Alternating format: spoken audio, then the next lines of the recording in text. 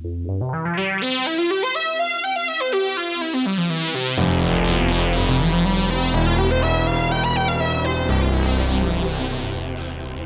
and welcome. You are listening to an informed take on current events brought to you by law students and staff of Queen's University Belfast. This is LawPod.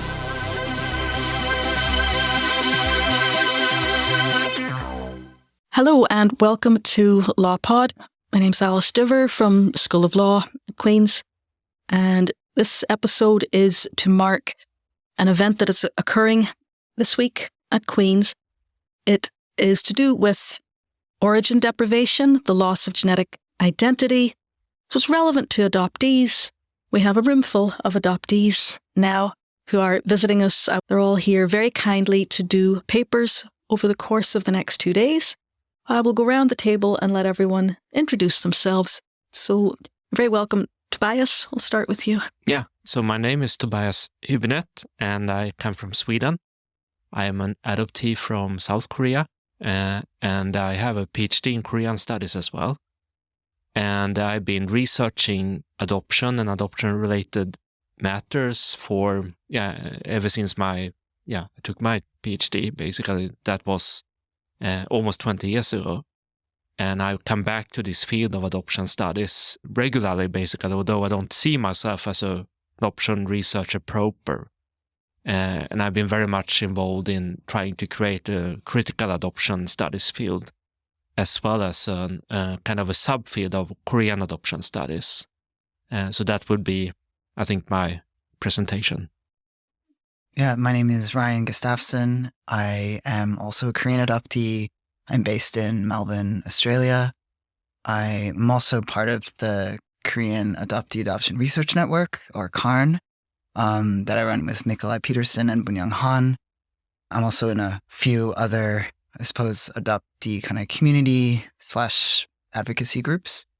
And the research that I have been doing probably for the last 5 or so years is really looking at Korean adoptee experiences from a kind of phenomenological perspective. My PhD was in the philosophy of Merleau-Ponty, so I kind of use his philosophy as a kind of conceptual framework through which to better understand some of the salient experiential dimensions of Korean adoptee experiences. And the focus of the paper that I'll be giving this week is it's somewhat experimental, actually. It's looking at the figure and the motif of the ghost and haunting in adoptee narratives as a way of kind of getting at the affective and embodied ways in which adoptees experience and inhabit their worlds. And I'm Nikolai Jangli Linding Peterson. Like Tobias and Ryan, I'm a Korean adoptee. I grew up in Denmark, but I've been studying and living abroad for more than 20 years. My background is in philosophy, like Ryan, although I do what's called, I guess, analytic philosophy. And most of my work has been in philosophy so far. I haven't actually really done any work on adoption.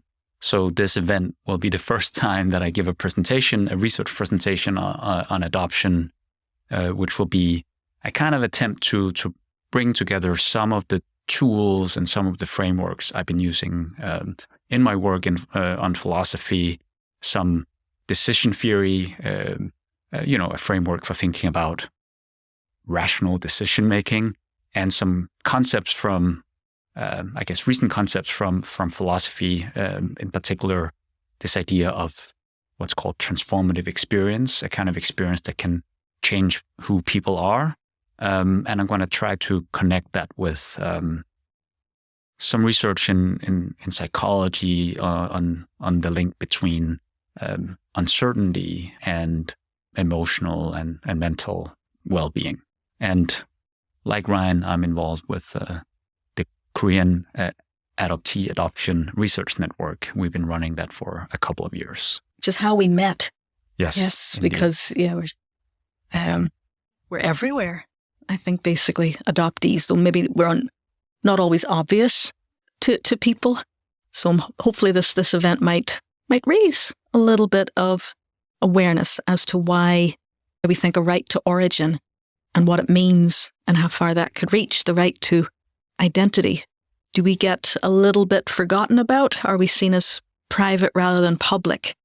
If we haven't come out of a political upheaval, I'm looking at Ukraine at the moment, which is focusing people's attention on, separating families, statelessness, giving people a new identity. People are quite horrified by that. And then when you say to them, now, is it about adoption or is it about the statelessness, or which aspect of it is making you annoyed? So I guess first question that I'll sort of throw out there, and I know there's no easy answer, but should there be a right to genetic identity? We know there is, in theory, a right to identity. But when it gets into genetics, and donor children will tell you, donor conceived people will say the same, surrogacy is contentious. Tobias, I'll start. I'll pick on you first. Yeah, well, for me, it's obvious that there should be such a right, because although the vast majority of all people in the world know about their genetic origins, some of us don't, right? Because, and I don't just mean adoptees, there are also other categories of people or children that might not know. You mentioned some of them, but there are also others who have been orphaned, right, in various ways, and who might have not ended up as adoptees, but as something else, foster children and so. So I think so. And the reason why there is none is probably because the vast majority of people know about their genetic origins. I think it's something they take for granted. Yes, absolutely. Yeah. It's like people who can sing, they don't realize that there are those among them who really can't and shouldn't, and that's me myself. But yeah, it is very much something. And families, people do just take it for granted if you have siblings. Why would you be interested in, I get that a lot, why are you interested in finding other family and connecting? But I guess unless they walk in the shoes, they might not get it. Nikolai, going back to you. What do you think? Right to identity. Are we asking too much? I have been called ungrateful in the past by people who say, you want to ride over the privacy rights of others. Gets my hackles up, but maybe, Well, I always think it's tricky when you have rights are generally good, but yeah, the issue I should say is when they conflict and which direction the trumping should go, and like to have a kind of hierarchy of rights. And as soon as you start imposing that hierarchy and there are conflicting rights, you also kind of in some sense impose a hierarchy on people, I think, because that's what gives the trumping, right? That there are some people who takes priority over others. It can be difficult not to look at it maybe that way, right? And that by itself is a sort of maybe a difficult sort of idea to wrap your head around if you think about what rights are for in the first place. I have to say it's something I think is a very tricky issue.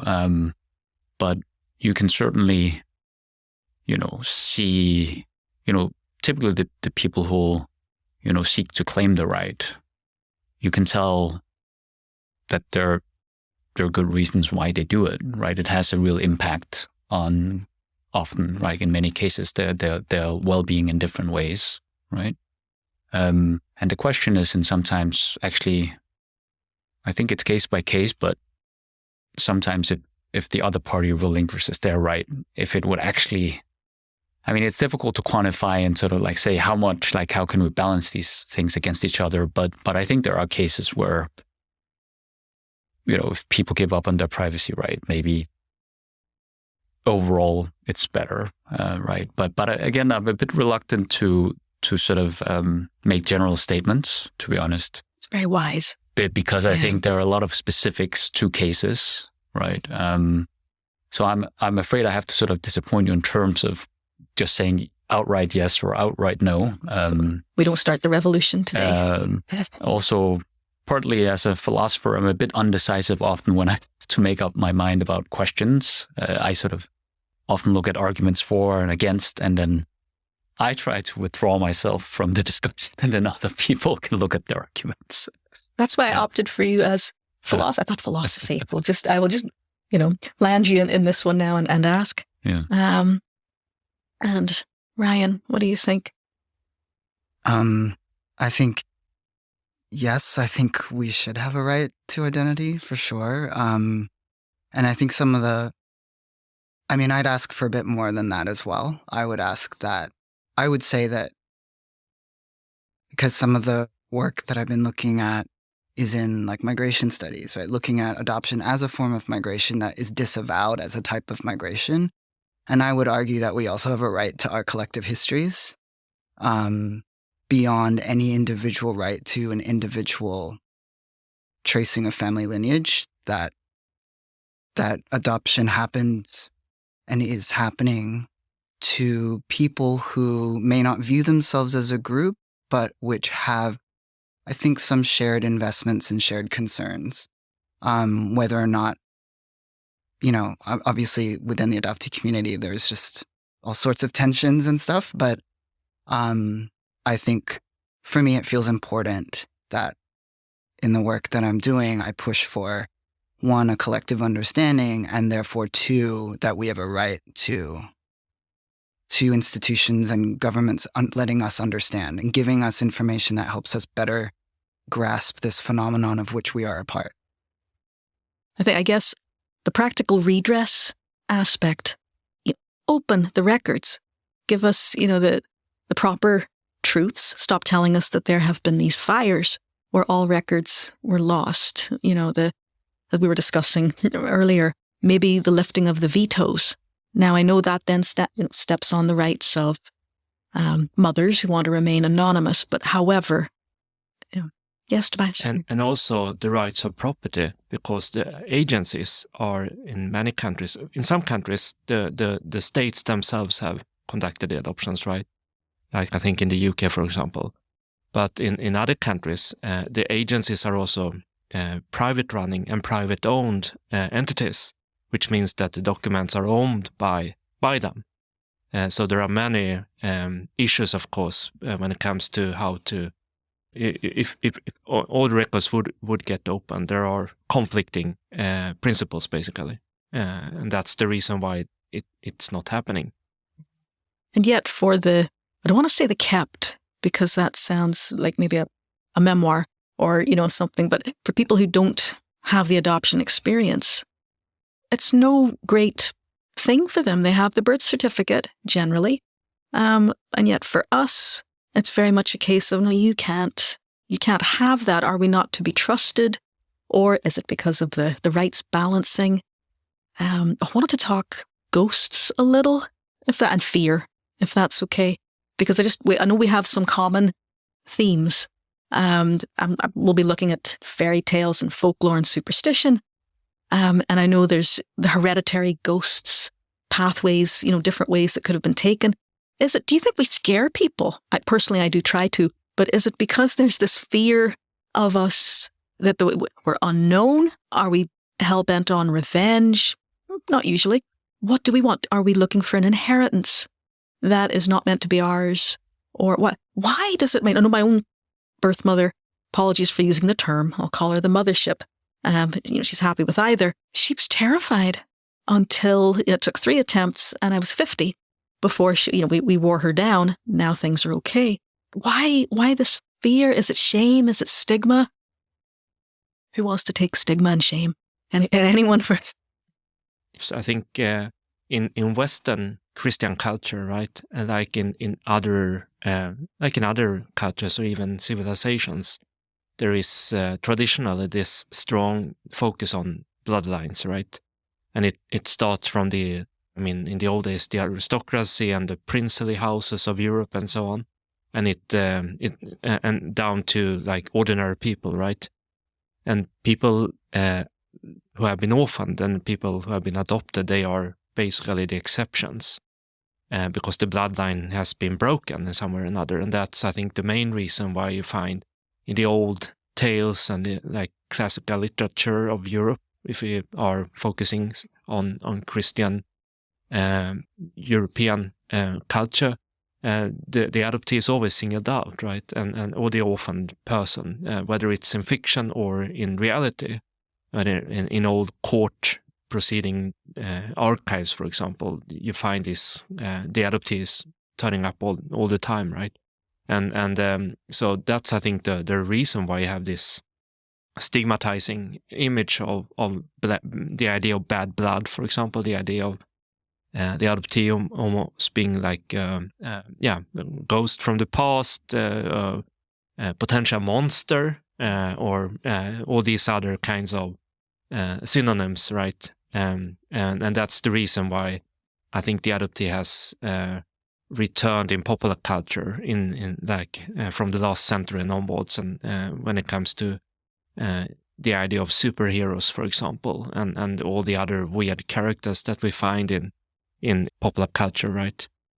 So ordinary, I mean, real adoptees like us in this case, of course, that these almost I don't know, archaic images of adoptees that exist in Christian Western culture, of course, people have them in their heads, right, and in their minds, and usually unconsciously, right? So of course, that's what people project on us, and that I think that's natural, although can be kind of tiresome, of course, sometimes. Very much so. Well, I quite like being painted as a superhero. Sometimes we're the flawed one. We get to be Loki, I think, don't we? We get they put things like that into the movies. We've got the Harry Potter. I suppose he's acceptable. Jane Eyre. They're everywhere. We're everywhere. But yeah, the fear one is a hard one to shake. So we're a mixed bag. I'm thinking about trying to get redress, trying to get apologies. The UK is digging in its heels over making a formal apology, saying no, it won't apologize to mothers and babies. Other jurisdictions have had apologies, but are struggling with making redress and reparation, either with opening records or compensating people. Does anyone have thoughts on that? How, short of overturning cars and starting a revolution, is there any way we can, possibly are the lawyers going about the right way to get reform with the gradual, or is there a wish list or anything? What would if we were superheroes, what could we perhaps do to change the attitudes? What do you think? I'll throw that open. A deep question for a Monday afternoon, I realize.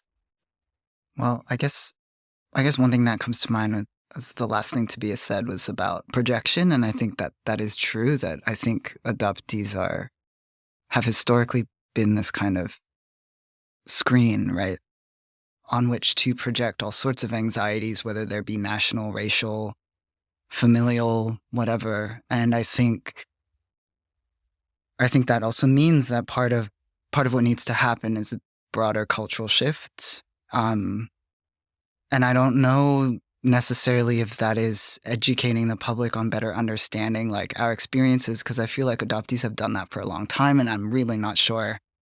I mean, maybe things, I shouldn't say that. I think things are shifting. They're just shifting very slowly. But I think it would have to be a much larger shift in narrative alongside all those other like legal mechanisms and other forms, I guess, of activism to make a change. Because I think, that due to that projection, there are a lot of perhaps uninterrogated investments that people have in maintaining a certain idea of what an adoptee is like and what adoption is for and who adoption serves. And I think it's just also, complicated. And as long as we continue to have these characters in the media that just perpetuate a very abstract and idealized, form of adoption, then there's just a lot to kind of combat, I guess. There is, I think, the gratitude maybe aspect. There's that. There's the be quiet, don't rock the boat. Yeah, we have a lot of that to contend with, I guess. So is law best placed? I've had this debate with people in the past. I know law tries its best. It often runs behind what is happening elsewhere. Maybe literature, humanities, popular culture, is that maybe, the place to change attitudes if law isn't quite hitting the mark? Well, maybe it's not, you shouldn't sort of take a sort of exclusivist stance on this issue. Maybe it's more that all areas have to work together, and it's a kind of holistic exercise, working along several dimensions where they kind of complement each other. So of course, it's true that I think law is sort of holds a certain place, a central place, in the sense that often sort of in a very concrete way, if something is going to happen, you have to have the legal framework in place for it to happen. But there are also things like conceptualizing, understanding what's going on, where that guides, also the law. Sometimes, people in the humanities or from other disciplines come up with conceptual frameworks to understand the situation and give people a way to look at it. So maybe, their thinking moves forward. So I think it's really sort of a big holistic exercise in getting a lot of people from diverse fields to work together and coordinate. I think one example of the power of legal recognition and what the law can provide, not just legally, but broadly, is, for example, in the last week, a Korean court has found that the adoption agency Holt is to be held responsible for fabricating the orphanhood of a Korean adoptee who was later deported. And it's a very high profile, I guess, highly publicized case. But from my understanding, and people can correct me if I'm wrong, right, this is the first time that a Korean agency has been held responsible for something that we know has impacted almost all Korean adoptees, because we were all made orphans on paper in order to be adopted.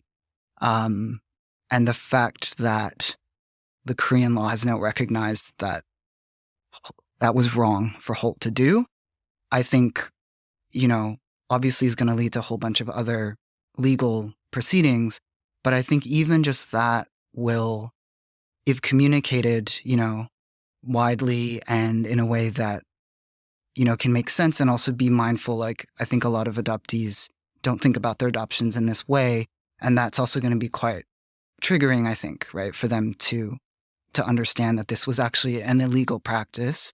But I think this is an example of a legal case which will have rippling impacts, and which may be the first time a lot of adoptees will look at their files and look at their histories in a slightly different light. And so I think, this is just one case, I guess, among many of an opportunity, a broader societal opportunity that a legal case will provide. Well, inspiration for other jurisdictions who can look across and say, this needs to happen. This has needed to happen for a long time. So another example, which is a good one, where law can make a difference, is what happened after the release of the Dutch government investigation on illicit practices within the Dutch, or among the Dutch adoption agencies. And this concerns international adoption, transnational adoption. So what happened was that the Dutch government decided that individual cases where adoptees know that their adoptions did not work in a good manner, basically, they are allowed to file a complaint to the police. And I think legally it's trafficking, actually. And usually in most countries in the world there is a time limit, which means almost always that it's not possible for an adoptee to do that, because you don't realize these things when you're a child, and when you're about 20 it's too late, because usually there's a time limit of, let's say, 20 years. But the Dutch government lifted this time limit, which means that there are Dutch adoptees now, who have filed complaints to the police when it comes to agencies and they know that their adoptions were basically legal, and they will probably win in court or get some kind of compensation. Good. Good. This is progress. Yeah. I remember David Smolin's work on is international adoption, does it fall within the various human rights definitions of trafficking? And he sort of says yes and sort of says maybe. I think he was really saying yes, it does. If you look at the definitions, the impacts, and I guess we'll see now, hopefully a bit of redress. I think in my mind sort of run out of questions other than if anyone had thoughts on the current situation in Ukraine with Russia forcibly transferring. Yeah. Yeah, I think it's good to remind the listeners that the reason why Russia's President Putin is nowadays there's basically a warrant for him, right? Because he has committed crimes against humanity, and it's about war crimes, is about the children. It's not about what happens to the soldiers on the battlefields, although that's really bad as well. It's not about the civilians in the cities that are bombed by Russia. It's about the abducted children, the thousands of abducted children. That's the sole reason for this warrant. So this is really the heart of how especially international adoption was born in the first place, because it was born in Korea, right, and also partly in Greece, basically after the Second World War, where children were basically abducted by various actors, right? So there's a very perverse or even evil kind of reference back in to history, I think, and the birth of international adoption in this case.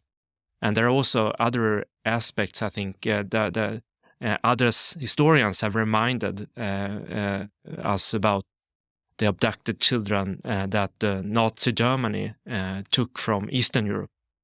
Children that were basically Slavic children, but they looked Germanic, right? So they were abducted by the Germans and adopted to Germans, and there are thousands of them.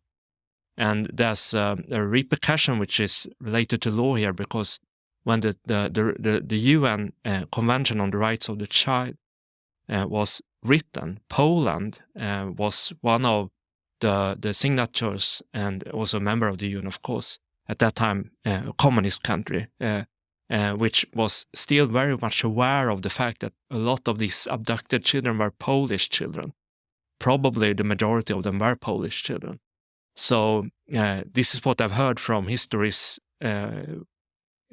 working within the history of law, that the kind of what some people feel is a kind of an anti-adoption stance in the UN Convention of the Rights of the Children or of the Child stems actually from this Polish contribution and this memory of the abducted children who were forcibly adopted by Germans during the Nazi regime. It's interesting to imagine adoption as a war crime. I've had conversations with people saying, adoption, war crime, and they're taken aback very slightly. But I say, well, look at what's happening. And as you say, it's not new. The Ukraine situation, Argentina, a very useful tactic, with the abuelas and having grandchildren who may not have, I'm thinking reparations, if the adopted children, grandchildren, whatever, if they didn't know they were adopted, you find out maybe never or maybe 20 years later. How do you begin to have reparations apart from maybe DNA? But it continues on. Interesting times, a difficult one to try. I just wonder how they're going to, will there be prosecution and how will the redress work? Are they going to go into the remote areas and track down children?